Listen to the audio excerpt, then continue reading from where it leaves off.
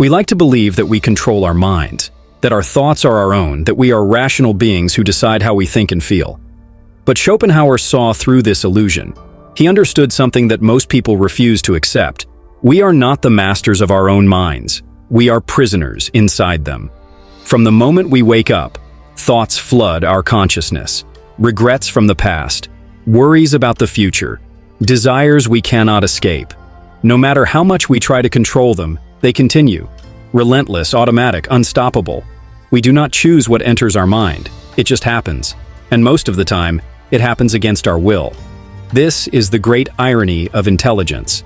We assume that self-awareness is a gift, that being able to think deeply makes us free. But the truth is, the more aware you are, the more you suffer. A simple mind, unburdened by deep thought, lives in the moment. But an intelligent mind? It questions, doubts, overanalyzes. It builds a prison of thoughts so complex that escape becomes impossible. Schopenhauer understood that the mind is not designed for peace. It is designed for survival. It constantly scans for threats, focuses on what is missing, and clings to fears that do not serve us. We are trapped inside a machine that was built to keep us dissatisfied, and as long as we let our minds control us, we will never be free. Most people believe in free will. They believe that they make their own choices, that they are in control of their decisions.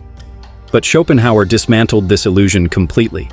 He argued that free will does not exist, not in the way we think it does. Look at your own life. Why do you want the things you want? Why do you fear the things you fear? Why do you behave the way you do?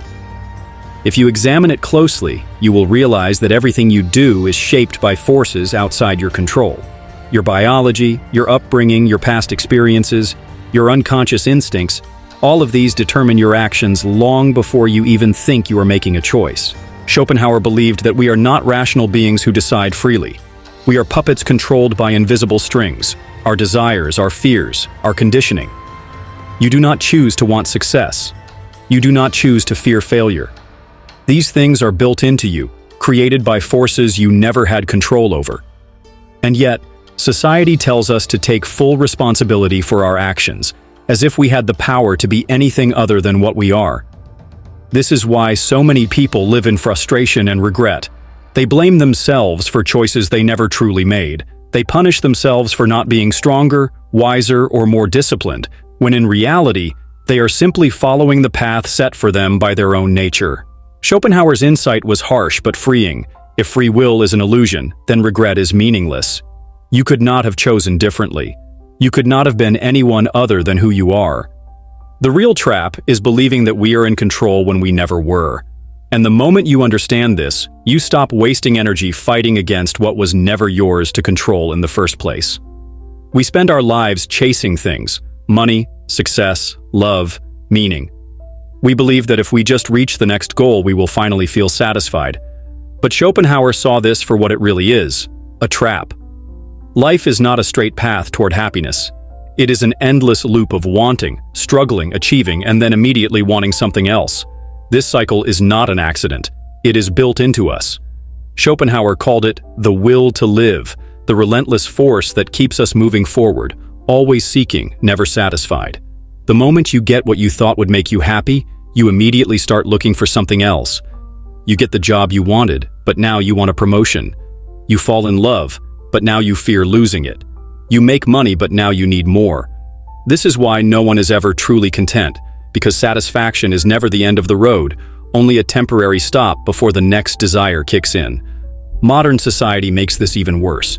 We are surrounded by distractions that keep us constantly wanting more: advertising, social media, endless comparisons to other people's curated lives. You are not allowed to simply be. You must always be striving, improving, upgrading. And for what? So you can finally relax. That moment never comes. Schopenhauer saw that the game of life is rigged. You are designed to chase, but never to arrive. The only way to escape is to stop expecting satisfaction to last. The moment you see desire for what it is, a cycle that never ends, you can stop being controlled by it. You may still have goals, but you will no longer be trapped by them. Because the truth is, the things you want will never complete you.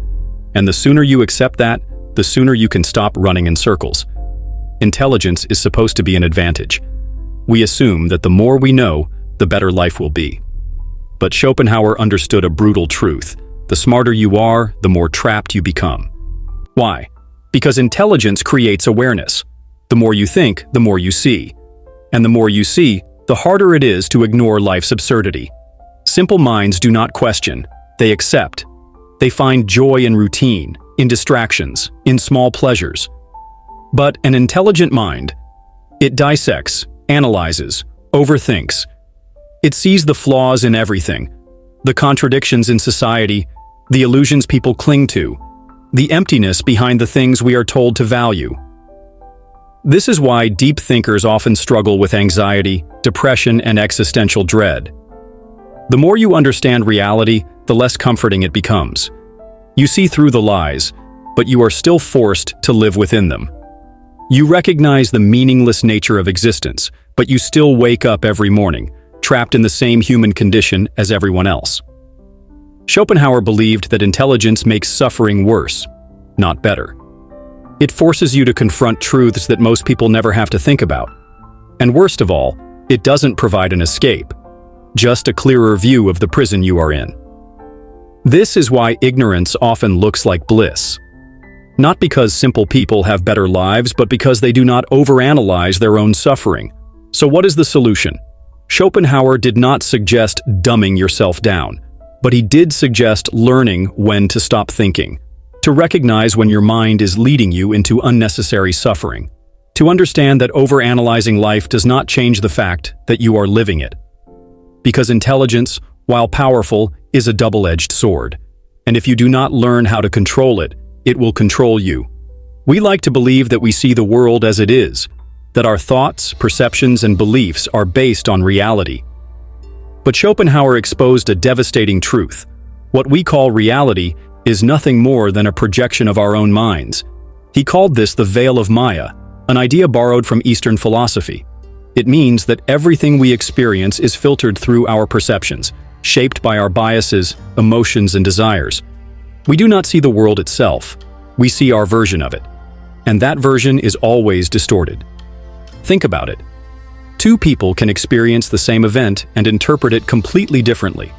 One person sees a situation as a disaster, while another sees it as an opportunity. One person views life as meaningful, while another sees it as absurd. The external world does not change. Only our perception of it does.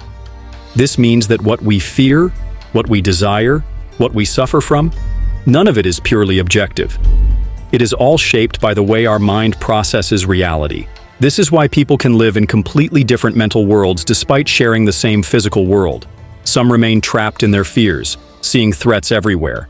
Others live in constant dissatisfaction, always believing happiness is just out of reach. And the worst part, we trust our minds. We believe our thoughts are telling us the truth, when in reality, they are just reinforcing the same patterns we've been conditioned to see. Schopenhauer saw that our greatest limitation is the fact that we can never step outside our own consciousness. We are prisoners of our own minds, forever trapped behind the veil of Maya. And until we recognize that our thoughts are not always reliable, we will continue to suffer, not from reality itself, but from the way we perceive it. If our minds are the source of our suffering, how do we escape? Schopenhauer believed there was only one solution: to detach from the mental prison we are trapped in. Most people believe that suffering comes from the external world, bad circumstances, painful experiences, loss. But Schopenhauer argued that suffering is internal. It comes from attachment, to desires, to expectations, to the belief that life should be something it is not. The more you need things to be a certain way, the more you suffer when they are not. His solution was brutal but effective. Lower your expectations of life. Stop expecting happiness to last. Stop assuming that success, love, or achievements will fulfill you forever. Instead of constantly chasing, observe. Instead of being pulled by emotions, detach. Instead of overthinking, accept. This does not mean becoming indifferent. It means recognizing that most suffering is self-inflicted, that the mind creates its own problems by constantly wanting, constantly fearing, constantly clinging to things it cannot control. Schopenhauer believed that true peace does not come from getting what you want, but from freeing yourself from the need to want anything at all. He saw art, philosophy, and solitude as some of the few ways to break free from the mental trap. Art, because it allows us to step outside of ourselves and see beauty without desire. Philosophy, because it teaches us to question and understand rather than react blindly. And solitude, because it removes the noise of society and forces us to confront our thoughts directly. Schopenhauer's solution was not about escaping life, but about escaping unnecessary suffering. Because once you stop letting your mind control you, once you stop being a slave to desire, regret, and illusion, you finally become free. Not from life itself, but from the suffering that your own mind creates. So, if we are trapped by our own minds, if suffering is built into our consciousness, if we can never truly escape the illusions that shape our reality, what do? How do we live without regret in a world that will never change? Schopenhauer's answer was not about changing the world, but about changing how we experience it. The key is not to resist reality, but to accept it for what it is.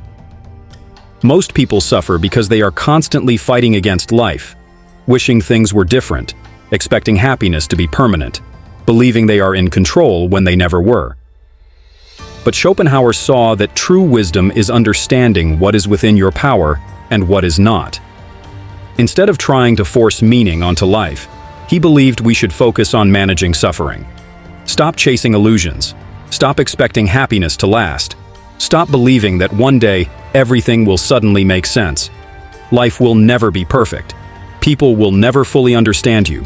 The world will always be chaotic, and the sooner you accept this, the less power it has to hurt you. But this doesn't mean living in despair. It means learning to find peace in spite of life's chaos. Find meaning in the things that bring you genuine fulfillment: art, philosophy, self-reflection. Seek wisdom, not approval. Choose solitude over shallow connections. Expect nothing, and you will never be disappointed. Schopenhauer understood that we are all trapped in our own minds, but he also understood that once you see the prison, you are no longer blindly controlled by it. You may never be able to fully escape, but you can stop letting it define you. And in a world full of suffering, that might be the closest thing to freedom you will ever find. If this resonated with you, subscribe to the channel. Here, we explore the minds of history's greatest thinkers and uncover the hidden truths that most people ignore. Let us know in the comments, have you ever felt like your own mind is your greatest enemy? We're just getting started.